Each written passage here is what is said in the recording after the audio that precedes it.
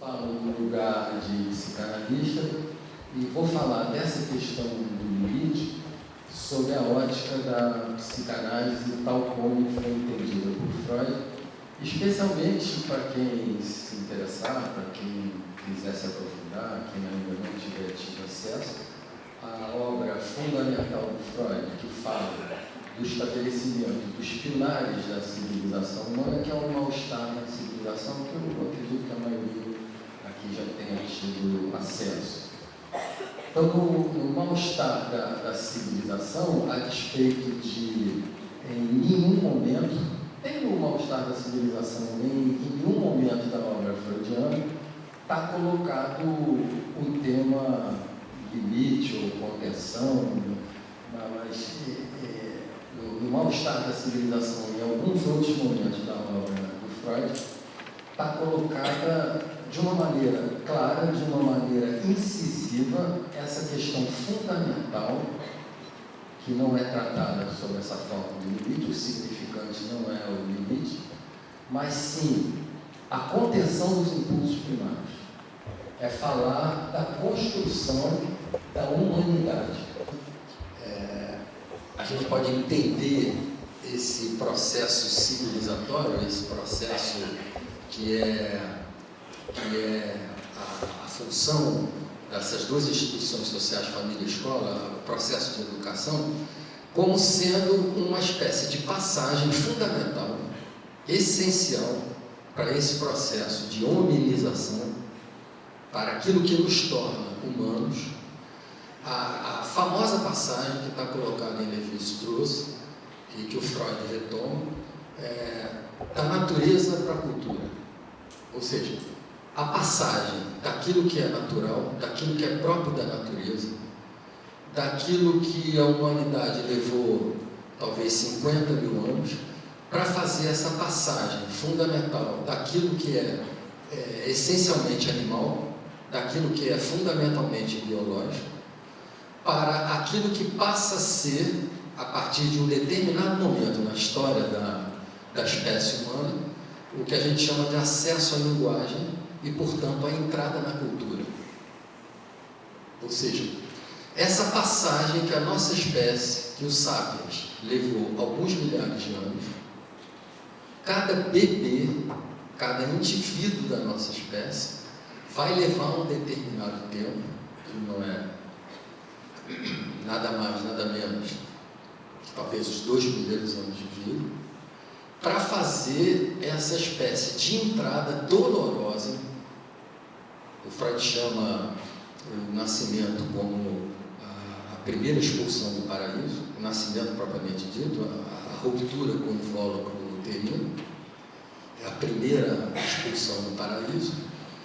E o Freud vai dizer, metaforicamente, que o Édipo, e está incluído aqui no tema a questão da castração, do que a psicanálise chama de superego, no Édipo existiria a segunda expulsão do paraíso. Ou seja, quando em algum momento a função paterna implacavelmente deverá romper a díade, a fusão materno-filial, a relação do bebê com a mãe. Não exatamente com a mãe genitora feminina, mas aquela que exerce a função paterna.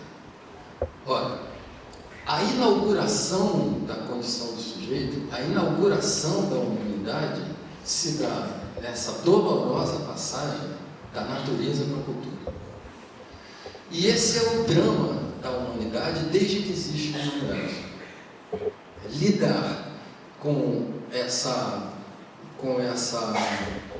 esse inconformismo de ter que abandonar aquilo que está inscrito profundamente na nossa espécie, do ponto de vista filogenético, e está inscrito, portanto, em cada sujeito que vem ao mundo em 2017, e assim vem sendo desde que existe a humanidade, uma espécie de inconformismo de se submeter à contenção dos seus impulsos mais primários. Ou seja, humanizar-se, o processo de humanização consiste na dolorosa tarefa dos humanos de fazer com que aquele serzinho que está se constituindo abra mão, voluntária ou involuntariamente, da impulsividade em relação às suas necessidades e aos seus impulsos mais primários. Ou seja, falar de limite é falar de civilização humana. E quando a gente fala de limite, quando a gente fala dessa passagem da natureza para a cultura, quando a gente fala de educação, é preciso que se aborde as duas vertentes que se colocam dentro dessa passagem. Quais sejam? A vertente mais estrutural, ou seja, aquilo que sempre houve, aquilo que é atemporal. Para que haja cultura, é preciso que haja contenção dos impulsos. Para que haja cultura, para que haja civilização humana, para que haja uma pseudo-cooperação humana, de modo que a gente consiga chegar em 2017, depois de cerca de 70 mil anos de advento da humanidade, para que a gente possa ter um mínimo de cooperação humana, e isso que a gente chama de socialização. É preciso que o sujeito assuma, para ganhar a carteirinha de sócio da civilização humana, que ele assuma a dolorosa posição de renunciar à sua tendência à barbárie. Ou seja, o que nos afasta da barbárie é uma tênue camada de verniz que nos coloca no plano da civilização. A despeito de termos avançado extraordinariamente do ponto de vista tecnológico, no desenvolvimento que a humanidade conseguiu, especialmente nos últimos 200 anos,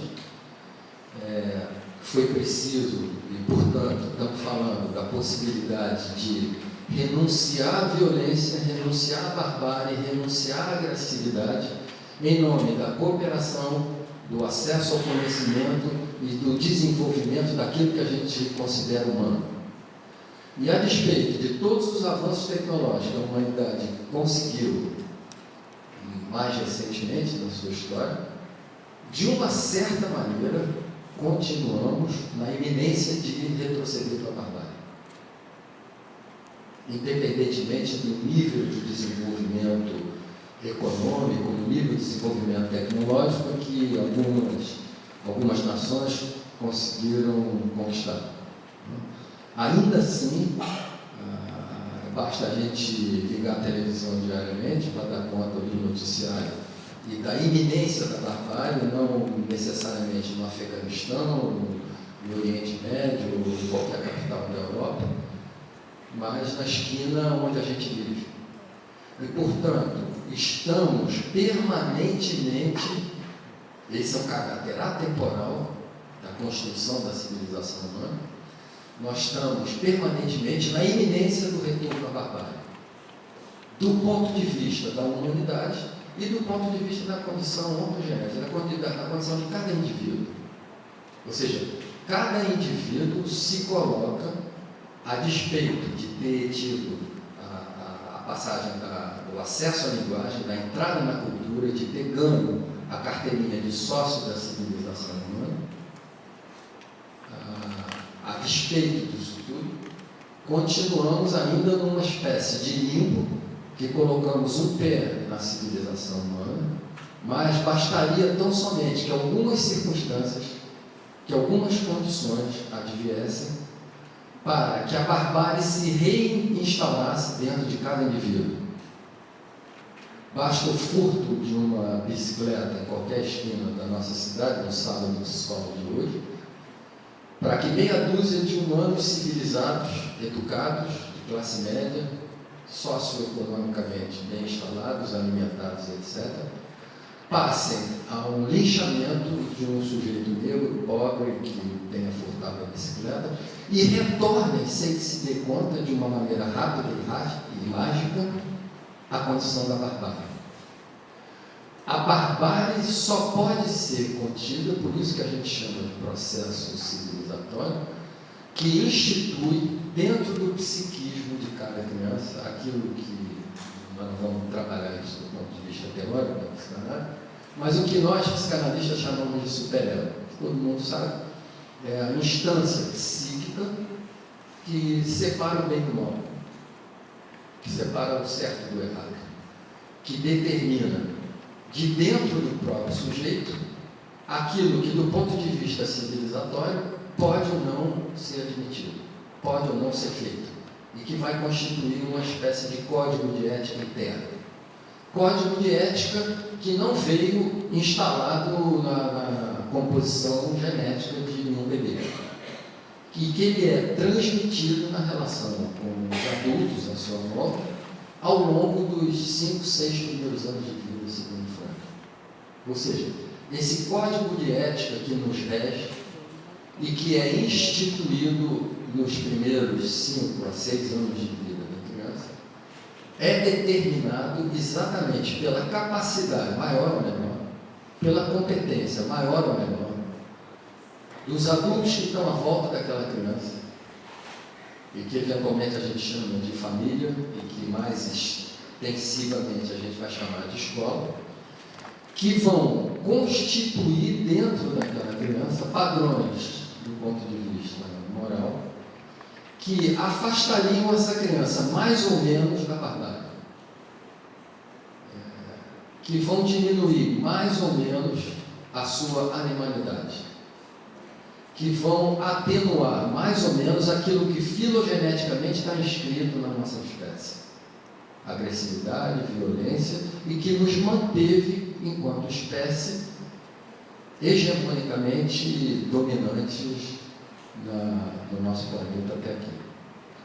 Ora, o Ricardo estava lembrando, falando dos transtornos disruptivos, e um deles é o chamado transtorno opositor desafiador, e que agora que ele foi cunhado, deve ter 30, 40 anos, o transtorno opositor desafiador, eu diria que é universal. E existe desde que há humanidade. Repudiamos e recusamos aspectos civilizatórios na medida que estar submetido à civilização é sinônimo de estar contrariado na sua impulsividade mais genuína. Ou seja, quando a gente diz não para a criança, e é absolutamente necessário que a gente o diga para que ela se torne humana, porque a criança que for abandonada do ponto de vista da contenção dos seus impulsos, não atinge essa condição humana e não pode se constituir efetivamente como sócia da civilização humana. Então, quando a gente diz não à criança, a gente está contrariando uma força poderosíssima dentro dela, que a impulsiona na direção da realização de necessidades. E essa força universal, atemporal, ahistórica, ela sempre existiu na história da humanidade, desde que existe humanidade. E a história da humanidade, segundo Freud, está colocado textualmente lá no Mal-Estar da Civilização. A história da humanidade é um pouco a história da luta entre os impulsos civilizatórios que tentam conter as manifestações mais primitivas, mais próximas da animalidade, versus essas forças instintuais que colocam o sujeito num dilema permanente, seja criança, adolescente ou adulto.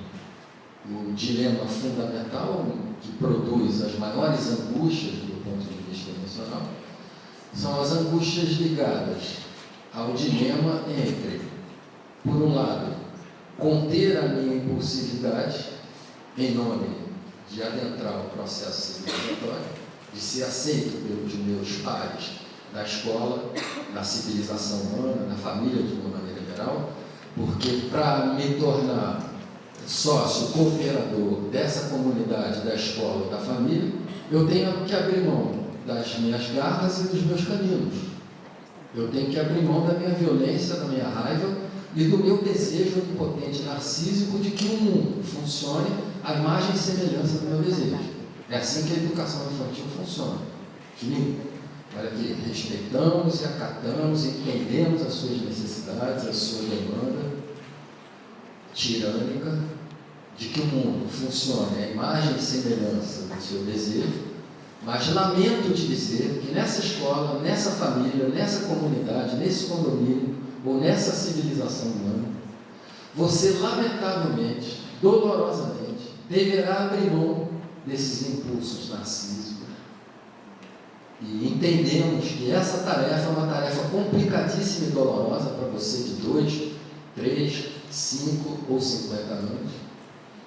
Entendemos que é uma tarefa dolorosa, mas nós, como representantes da cultura, como pais, terapeutas, educadores, Estado, família, etc., temos que te dizer dolorosamente que pode tirar o cavalinho da chuva, que o seu desejo tirânico não prevalecerá sobre os preceitos estabelecidos pela civilização humana. Isso significa dizer que nós somos seres constituídos implacavelmente por uma ambiguidade que nos acompanha até a morte, inevitavelmente. Por um lado, colocamos na vitrine e nas fotos do Facebook aquilo que nós temos melhor, comemos com talher, falamos educadamente, nos colocamos de uma maneira polida, usamos vestimentas há 2, 3 mil anos. Mas existe um outro lado sombrio nos bastidores da condição humana, nos porões do inconsciente, que clama pela barbárie de volta. E o que é clamar pela barbárie? É clamar que a realidade funcione tal como o meu desejo determina. Eu espero que esse, para dar um exemplo, eu espero que esse serzinho que acabou de chegar na minha casa, vindo da maternidade, trazido por meus pais, e que passa a ocupar um espaço comigo, que até então eu reinava absolutamente de uma maneira tirânica. Que esse serzinho que acabou de chegar, com quem eu terei que dividir a atenção e o afeto dos meus pais, eu desejo ardentemente que ele seja excluído não só dessa família, desse lugar, mas se pudesse ser ejetado pela janela, seria uma felicidade imensa. De modo que o meu desejo possa ser satisfeito de uma maneira tirânica.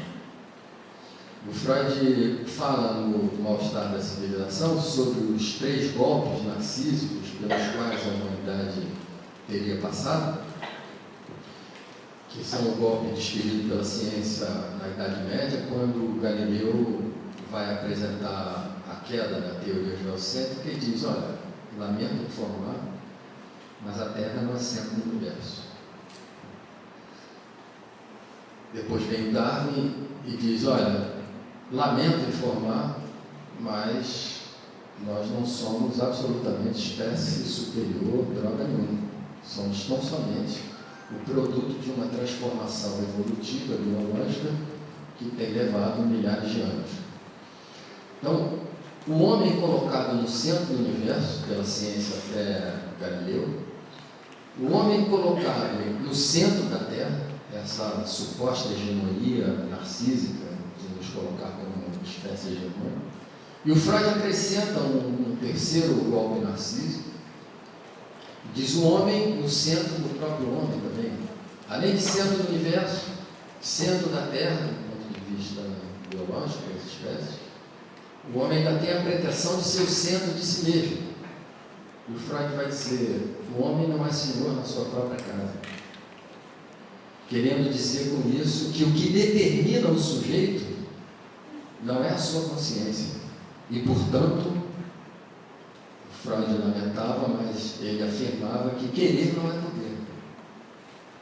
Que, a despeito de acharmos que somos determinados pela consciência, somos determinados por uma instância que nos é inacessível e que determina o nosso caminho. Instância essa que está profundamente comprometida com as raízes da tirania narcísica.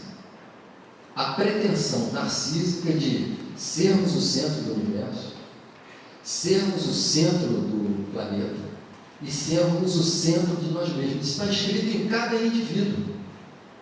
E é claro que essas forças continuam coabitando dentro da gente com as forças repressoras da animalidade que dizem: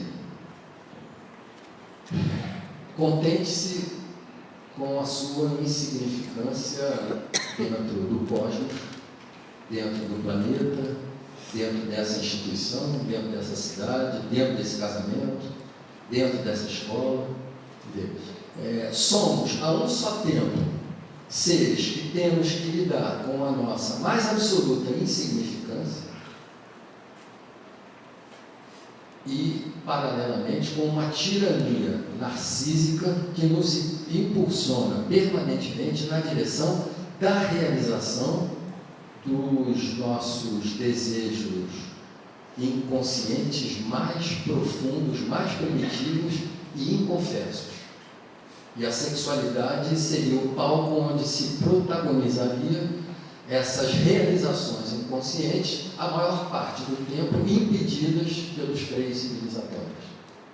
Ora,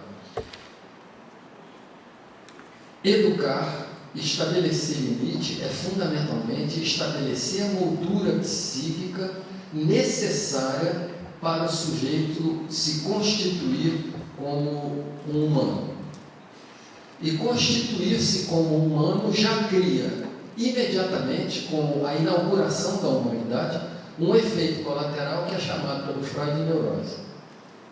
Ou seja, a neurose é o produto do freio civilizatório.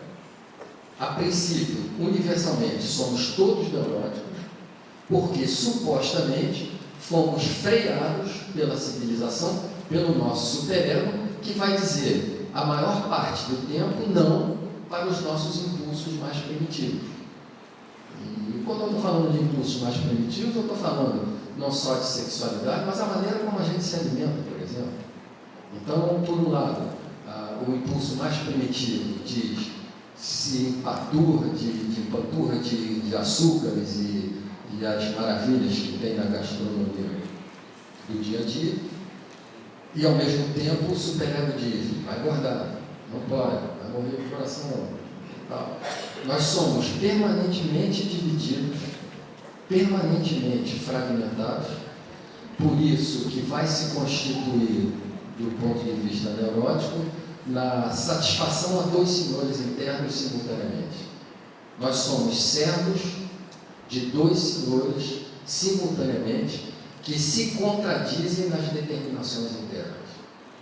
Somos seres fragmentados, somos seres sentidos, somos seres que obedecemos à cultura, mais ou menos, cada um do jeito que dá, obedecemos às regras impostas pela civilização, tentamos fazer com que os nossos filhos acatem as determinações da escola e da família. Todos nós fazemos a declaração do imposto de renda, paramos no sinal vermelho, eventualmente, acatamos as regras civilizatórias, mas o Freud vai dizer fachada, palco, porque nos bastidores os demônios estão soltos, permanentemente na história da civilização. E bem, basta a gente olhar para a maneira como nós humanos estamos nos relacionando em 2017 no planeta todo. Temos uma tecnologia suficiente para erradicar a fome, por exemplo. A fome continua agraçando uma parcela significativa da população mundial. Essa questão dos imigrantes,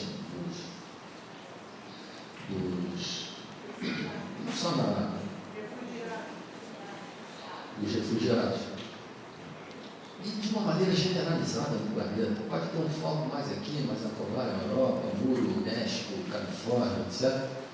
Mas os refugiados nordestinos, embora não haja muros, estão discriminados, e a despeito de tudo que a gente sabe sobre humanização, solidariedade e generosidade humanas, existem parcelas significativas nos recônditos do nosso psiquismo que contrariam esses preceitos civilizatórios. E o Freud dizia o seguinte: o humano é inimigo da civilização. Olha a contradição que está colocada do ponto de vista intrínseco a cada um de nós. Porque quando a gente vê a criança protestar, que não quer comer aquele negócio verde que está no prato, ou que quer tomar o refrigerante, ou que não quer ficar sentada na sala de aula, não quer tomar banho, fazer o dever de casa, a gente pode eventualmente tratar isso como manha, como transtorno desafiador opositor, como seja o nome que a gente queira dar, e ao longo da história da civilização a gente deve ter tido muitos nomes, mas a gente está lidando com uma relutância da ordem do natural, que é a relutância em se submeter a imposições que são antinaturais. Porque na natureza a satisfação é vivida de uma maneira absolutamente liberta, com os freios impostos pela biologia. Na condição humana não. Na condição humana, os freios são colocados no interior do indivíduo. O processo de educação é um processo de um semi-enlouquecimento de cada criança que nasce. É o processo de neurotização da criança. Mas é um enlouquecimento, entre aspas, uma neurotização absolutamente imprescindível para que ela se torne humana. Porque se ela não tiver esse freio que impede ela de comer o que bem entende, de morder a quem bem entende e de arrancar o cabelo de quem bem entende, não haveria civilização. Ora, o Freud vai dizer então o seguinte: bem, é inevitável a conversão, a destituição narcísica, a retirada do sujeito do trono, é absolutamente necessária. A despeito disso, produzir um adoecimento no sujeito. Isso neurotiza, isso traz sofrimento, isso traz inquietação, isso traz angústia, e é o melhor que conseguimos em alguns milhares de anos de civilização. É assim que o mundo funciona. É assim que se constitui o psiquismo humano. E o Freud nem por isso necessariamente é um pensador pessimista. Muito pelo contrário, ele desvelou a essência, a natureza nua e cruamente da condição humana e disse: olha, funcionamos dessa forma. Somos tirânicos, somos agressivos, somos violentos, ao mesmo tempo que podemos ser generosos, solidários e cooperativos. Quanto mais soubermos desses aspectos recônditos que habitam as profundezas do nosso psiquismo, tão melhor conseguiremos lidar com eles. Ou seja, quanto mais conhecermos as profundezas das nossas próprias tiranias, tanto melhor conseguiremos lidar para com elas.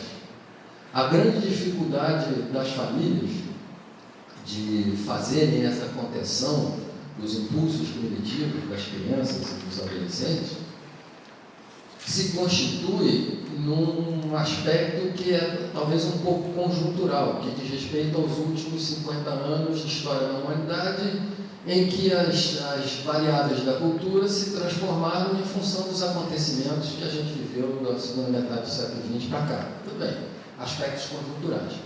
Mas as dificuldades, elas não estão ligadas fundamentalmente a esses aspectos conjunturais dos 50 anos para cá. Elas estão ligadas a aspectos atemporais. Elas estão ligadas a questões estruturais da condição humana. Por quê? Para que você possa estabelecer freio civilizatório com a criança, é preciso que tenha se instalado dentro do educador um freio civilizatório. Porque a gente não pode dar, não pode imprimir ao outro aquilo que não está instalado dentro de si mesmo. E o freio civilizatório é de uma natureza que, num consultório, como a gente faz, Ricardo, botar lá uma cartilha, fazer uma apresentação, olha, é assim que coloca limite, é assim que educa, a gente junta os educadores no auditório, é assim que faz e tal. Cada um de nós foi constituído como humano e provavelmente nenhum de nós ouviu da escola ou dos pais, olha, estou nesse momento instituindo um freio civilizatório para conter a sua tirania e produzir a destituição narcísica, por isso estou mandando você tomar banho agora ou desligar a televisão. Não fazemos isso. Como é que a criança institui dentro dela isso que a gente chama de superego? Freio civilizatório, contenção. Freud vai chamar do processo através do qual se constitui essa condição de humanização, modelo identificatório. Ou seja, oferecemos aos nossos pares humanos, mais novos ou mais velhos, mais ou menos tirânicos, mais ou menos adultos ou adolescentes, oferecemos modelo identificatório de modo que, independentemente do que você diga ao seu aluno, ao seu filho, ao seu educando, nós estamos oferecendo uma espécie de um modelo imperceptivelmente para nós mesmos que o sujeito está constituindo e instituindo dentro dele. Ou seja, o processo de constituição civilizatória não se dá pela palavra, ele é pré-linguagem. Ele se dá por aquilo que o sujeito estabelece nas relações pessoais com os adultos à sua volta. E a qualidade e a natureza dessas relações sociais que são constituídas com os adultos que estão à volta daquele sujeitinho que está se constituindo, determinam quase que irreversivelmente a maneira através da qual o freio civilizatório se instalará, mais ou menos. Para cada um de nós, se houvesse uma ressonância magnética, um exame de imagem, que pudesse mostrar como está constituído o freio civilizatório de cada um de nós, haveria tantas imagens quanto somos os humanos. Ou seja, o freio civilizatório está instituído dentro de cada um de nós de uma maneira absolutamente singular, em função das vicissitudes que foram experimentadas na nossa relação nos primeiros anos com os adultos à nossa volta e as relações subsequentes ao longo da adolescência e entrada na vida adulta. O que nos determina como seres humanos é fundamentalmente essa capacidade de estabelecer renúncia. Para ganhar, é preciso perder. Não é possível passar de ano, não é possível avançar na aquisição do conhecimento, não é possível construir uma relação afetiva, uma relação amorosa, uma relação solidária, fraterna, se não houver renúncia. Os pilares da constituição da subjetividade humana estão marcados pela competência do sujeito a efetuar renúncia. Renúncia a quê? Renúncia ao açúcar, ao álcool, à cocaína, também. Renúncia ao prazer imediato. O que caracteriza o nível de desenvolvimento emocional, ainda não tem exame de imagem para isso, o que caracteriza o nível de desenvolvimento emocional de cada um de nós é a capacidade de protelar.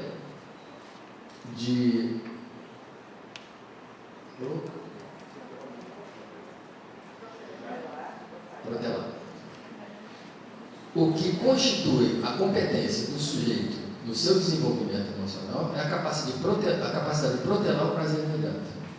Ou seja, quanto maior for a nossa competência, isso nos equipara criança, adolescente e adulto. Porque tem criança que tem competências extraordinárias para fazer essa protelação. E adultos que são um desastre para isso. E as adições químicas passam por essa via, né? A obesidade mórbida, a compulsão sexual, etc., passa por essa via. Quanto maior for a capacidade de renúncia do sujeito, tanto menor a intensidade da neurose, tanto menor a intensidade do conflito, porque somos sujeitos do conflito. Conflito é inerente à condição humana. Mas que conflito é esse? O conflito é entre duas forças que nos esmagam, que nos dilaceram permanentemente, desde o momento que a gente acorda até o dia da nossa morte. Que forças são essas que estão estabelecidas dentro de cada um de nós? Uma força civilizatória que diz, força da cultura, que diz, não pode, não deve, é feio, isso não é possível. E uma outra interna que clama permanentemente por realização e satisfação. Não, mas eu quero comer, eu quero fazer, eu quero trepar, eu quero... Mas não, com essa não pode, com aquilo não dá, com isso não importa. As profundezas do desejo são amorais. Elas não reconhecem, elas são da natureza. Elas são características de qualquer mamífero. Elas não reconhecem linha demarcatória. A linha demarcatória é dada pela cultura, é dada pela civilização. Então nós somos seres permanentemente conflitados entre aquilo que vem das nossas profundezas, das nossas vísceras, filogeneticamente. Há milhares de anos nós somos representantes dessa filogênese, como indivíduos, versus aquilo que a civilização, que a família, que a escola, que o Estado vem fazendo a duras penas há milhares de anos. Somos seres à iminência de um ataque de nervos, à iminência de um colapso de fragmentação do superego. De vez em quando a gente não tem um colapso de fragmentação do superego. Toma lá uma meia dúzia de cerveja, um copo de vinho, sei lá, o superego vai para o espaço. Aí no dia seguinte, não sei muito bem o que fiz. Bom, se você não sabe muito bem o que fez, não importa. Basta você fazer um exame e fazer um diálogo com as profundezas do seu ser e com aquilo que você mais desejava realizar, que estava contido há alguns meses ou alguns anos, que você vai ter uma leve ideia do que aconteceu. Porque não acontecerá nada que as profundezas do psiquismo, porque o sujeito, quando bebe, ele não vai dizer nada além daquilo que ele já gostaria de estar dizendo há muito tempo. Então, para a gente poder entrar em contato com os bastidores, e o Freud diz, quanto mais próximo você estiver dos seus bastidores, mais senhor de si mesmo você se encontra. O que não significa uma posição idealizada, que em algum momento nos tornaremos senhores de nós próprios. Isso é da ordem do inalcançável. Mas podemos avançar significativamente na escala de organização. Como? Através de quê? Do que a psicanálise chama de destituição narcísica, do exercício cotidiano da renúncia. O que é educar filho? É exercitar a capacidade do sujeito de renunciar.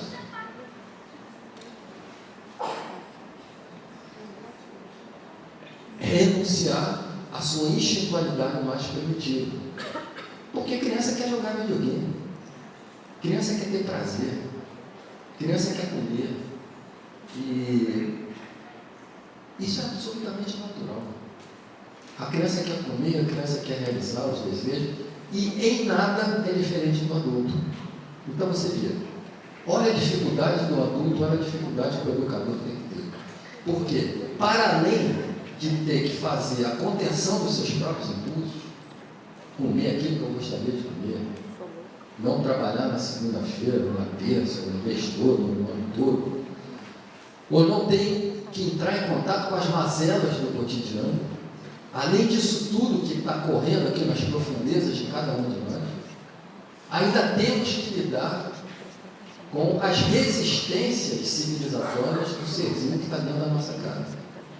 E que diariamente vai nos confrontar com a nossa capacidade de renunciar.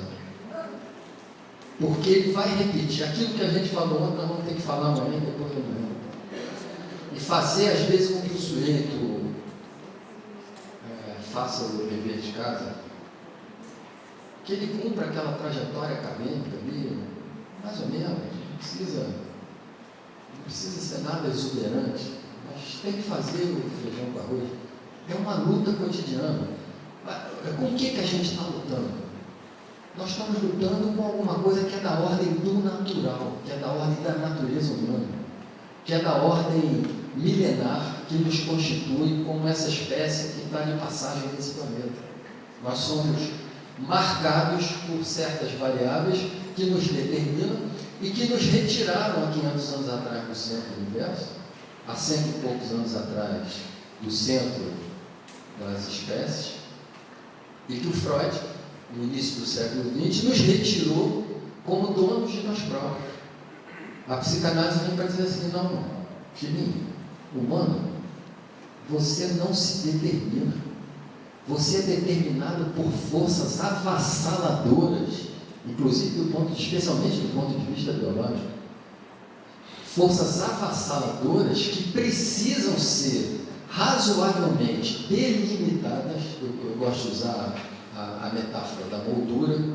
Educar é botar a moldura para o quadro poder ganhar uma relevância, porque falta de cerca no terreno, a casa de Mãe Joana não pode constituir um psiquismo, por exemplo, com a pulsão epistemofílica, com a pulsão voltada para o conhecimento, por exemplo, porque para o sujeito conhecer, para o sujeito se envolver a curiosidade, para ele poder aguentar 5 horas de aula na escola por dia e ter um mínimo de curiosidade intelectual, a escola deveria exigir isso, um contrato dos pais. Olha, prometo, me comprometo, contrato, eu juro que promoverei o processo de civilização dentro de casa, de modo que esses serizinhos, na medida que forem para a escola, já estarão na escola razoavelmente freados na sua impulsividade. Portanto, não xingarão os professores,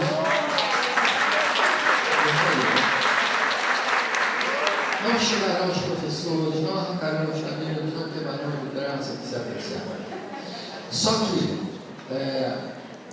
os pais, nós, os humanos, os professores, os dirigentes, os governantes, a humanidade em geral, na medida que tem, dependendo da sua função, da sua responsabilidade, de educar o outro, de civilizar o outro, de frear o outro, lida com a dolorosíssima tarefa de colocar freio em si mesmo. O Freud, quando falava da questão do freio civilizatório, que a gente na psicanálise chama de Édipo, né? E Édipo é nada mais, nada menos. Édipo é uma expressão metafórica, né? Bebeu lá na fonte do mito grego, de Édipo rei, mas é uma metáfora para dizer, na essência, isso que eu estou tentando dizer aqui a meia hora. Né? É preciso retirar o sujeito do paraíso. Houve a primeira expulsão do paraíso, se dá o parto, e tem uma segunda expulsão do paraíso que é função da civilização humana. Qual seja, não é só cortar o cordão umbilical, o cordão psíquico umbilical, tirar a mãe de sobre o bebê. Isso às vezes dá um trabalho danado, né, cara? Mãe fálica, mãe dominadora, controladora, que na primeira interpretação que você faz no consultório, não volta mais, porque é a mãe que toma o bebê, ou o filho, o bebê pode ter 15 anos, não como um sujeito, mas como objeto do seu desejo. A função da educação, a função civilizatória, que é tratada por Lacan como a metáfora paterna, o nome do pai, no fundo é a mesma coisa, que o Freud chamava de Édipo, é esse partejamento, é esse corte doloroso, tirar a mãe da criança, afastar a criança da mãe. Não só isso, não é linear, não é objetivo dessa forma. É retirar a criança da fantasia inconsciente de que ela ainda se encontra no paraíso. Ó, aqui na casa de Mãe Joana, essa escola exige regra, tem que tomar banho, tem que fazer. Ou seja, retirar o sujeito do paraíso exercitar a função paterna, a metáfora paterna, que não tem a ver com papai, nem com padrasto, nem com professor, nem com PM, nem com porteiro, nem com síndico do prédio. Isso não é da ordem do genitor masculino. Isso é da ordem da civilização. A função paterna, quem retira do paraíso, somos todos nós, os humanos. Mamãe, papai, titia, vovó, professor, Estado, justiça, etc. O que significa retirar do paraíso? Informar implacavelmente e exigir da criança uma dolorosa renúncia à sua tirania e ao desejo inconsciente de ocupar um trono narcísico, olímpico, de modo que, por cima da tirania desse trono, ela tem a pretensão megalomaníaca de fazer com que o mundo funcione à imagem e semelhança do seu desejo. E esse é o caminho mais rápido para a tragédia. Esse é o caminho para a avassaladora inquietação que acomete a humanidade de uma maneira geral, diante da permissividade que a gente tem assistido de uma maneira generalizada nos últimos 50 anos, um dado conjuntural, não vai abrir tempo para falar sobre isso, mas se a gente conseguir se ater aos dados estruturais, ou seja, aquilo que é básico, aquilo que é fundamental, aquilo que é da ordem da exigência da renúncia, que é fazer com que o sujeito se destitua dessa pretensão narcísica, megalomaníaca e olímpica, de ocupar um trono em que foi colocada no momento pelos humanos. Ela foi colocada num trono narcísico. Todos nós, todo bebê para ser constituído, tem que ser colocado num trono de afeto, de amor, de um certo séquito em torno do bebê, a sua majestade do bebê. Mas que no momento seguinte a castração simbólica tem que ser feita. E dolorosamente o sujeito tem que ser retirado do trono narcísico para ser despertado desse entorpecimento narcísico, vide o mito de Narciso lá, que vai sucumbindo diante da beleza do apaixonamento por sua própria imagem, retirar o sujeito humano do entorpecimento narcísico, fazer o sujeito acordar e colocá-lo na dolorosa e bem-vinda condição de par, de sócio da civilização humana. Obrigado, Cata.